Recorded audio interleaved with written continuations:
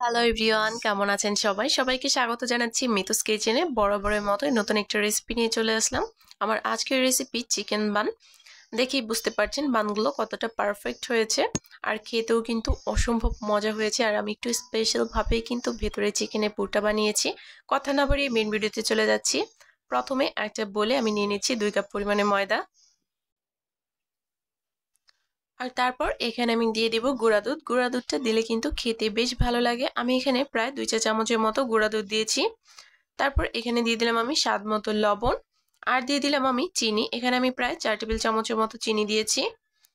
চিনি দিলেও কিন্তু বানটা খেতে বেশ ভালো লাগে। সবশেষে এখানে আমি দিয়ে দিচ্ছি ইস্ট। 2 কাপ ময়দার জন্য এখানে আমি 2 চা চামচ ইস্ট দিয়েছি। তারপর এটাকে নেড়ে চেড়ে খুব ভালোভাবে মিশিয়ে নিচ্ছি। এখানে এখন দিয়ে দিব আমি উষ্ণ গরম জল। এখানে কিন্তু কোনোভাবে ফুটন্ত গরম জলটা দেওয়া যাবে না, তাহলে কিন্তু ইস্টটা একদমই কাজ করবে না। খুব ভালোভাবে চামচের সাহায্যে প্রথমে আমি মিশিয়ে নিচ্ছি। তারপর আমি চামচটা ক্লিন করে হাত দিয়ে খুব ভালোভাবে একটা সফট ডো তৈরি করে নিব। পরোটার ডোর থেকে কিন্তু এই ডোটা অনেক বেশি সফট হবে। আর জলটা কিন্তু একবারে দেওয়া যাবে না, কয়েকবারে আমি জলটা দিয়ে দিয়েছি। আর ডোটা কিন্তু বেশ অনেকটাই সফট হয়েছে। সবশেষে আমি প্রায় 2 টেবিল চামচের মতো তেল দিয়ে এই ডোটাকে আরো কিছুক্ষণের জন্য খুব ভালোভাবে ময়াম দিয়ে নিব। এতে করে কিন্তু বানটা একদম পারফেক্ট হবে। চেষ্টা করেছি সকল টিপস সহ এই রেসিপিটি আপনাদের সাথে শেয়ার করার। আশা করছি সবার কাছে ভালো লাগবে। খুব ভালোভাবে প্রায় 5 মিনিটের মতো এটাকে আমি ময়াম দিয়ে নিয়েছি। আর এই ডোটাকে কিন্তু রেস্টে রাখতে হবে কমপক্ষে 1 ঘন্টার জন্য। আর 1 ঘন্টা পর কিন্তু ডোটা ফুলে একদম দ্বিগুণ হয়ে যাবে। আমি উপর থেকে একটা ঢাকনা দিয়ে ঢেকে এটাকে রেস্টে রেখে দিব প্রায় 1 ঘন্টার জন্য। আর চেষ্টা করতে হবে একটা উষ্ণ গরম স্থানে রাখার, তাহলে কিন্তু ডোটা খুব তাড়াতাড়ি ফুলে যাবে। ফিরে আসছি 1 ঘন্টা পর। দেখতে পাচ্ছেন 1 ঘন্টা পরে কিন্তু ডোটা একদম ফুলে দ্বিগুণ হয়ে গেছে। আমি হাত দিয়ে চেপে কিন্তু প্রথমে হাওয়াটা বের করে দিলাম। তারপর ডোটাকে আরো বেশ কিছুক্ষণের জন্য এটাকে ময়াম দিয়ে নিয়েছি। আর এদিকে কিন্তু আমি চিকেনের পুরটাও রেডি করে নিব। এর জন্য একটা বোলের চিকেন আমি সামান্য একটু আদা রসুন বাটা আর একটু লবণ দিয়ে কিন্তু খুব ভালোভাবে সিদ্ধ করে নিয়েছি। আর তারপর কিন্তু 2টা কাঁটা চামচের সাহায্যে খুব ভালোভাবে সারিয়েও নিলাম। আর তারপর এখানে আমি দিয়ে দিলাম প্রায় 2 টেবিল চামচের মতো মেয়োনিজ। মেয়োনিজটা দিয়ে কিন্তু খুব ভালোভাবে মিশিয়ে নিতে হবে। আর মেয়োনিজের রেসিপি কিন্তু আমার চ্যানেলে অলরেডি দেওয়াই আছে, চাইলে কিন্তু দেখে নিতে পারেন। আর ডো থেকে কিন্তু অলরেডি আমি লেচি কেটে নিয়েছি। 3টা বান আমি বানিয়ে দেখাচ্ছি।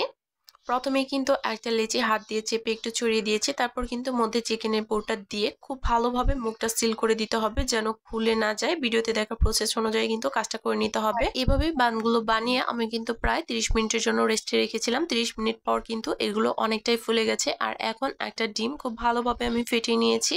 আর তারপর কিন্তু ব্রাশ করে দিচ্ছি। এতে করে কিন্তু উপরে খুব সুন্দর একটা কালার চলে আসবে।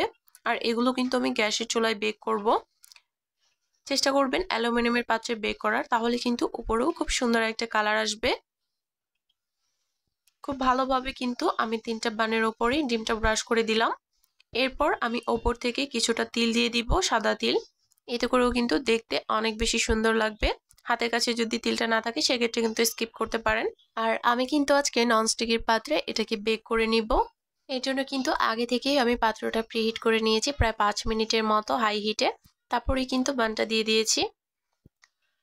আর তারপরে কিন্তু একদম লো হিটে রেখে এটাকে আমি বেক করে নিয়েছি প্রায় 35 মিনিটের মতো। এখানে যদি অ্যালুমিনিয়ামের পাত্রে বেক করতাম তাহলে কিন্তু উপর থেকে আরো সুন্দর কালার চলে আসতো। যেহেতু ননস্টিকের পাত্রে বেক করেছি এর জন্য কিন্তু হালকা একটু কম কালার এসেছে। উপর দিয়ে আমি কিছুটা বাটার ব্রাশ করে দিচ্ছি, এতে করে কিন্তু বানটা খেতে বেশ ভালো লাগবে।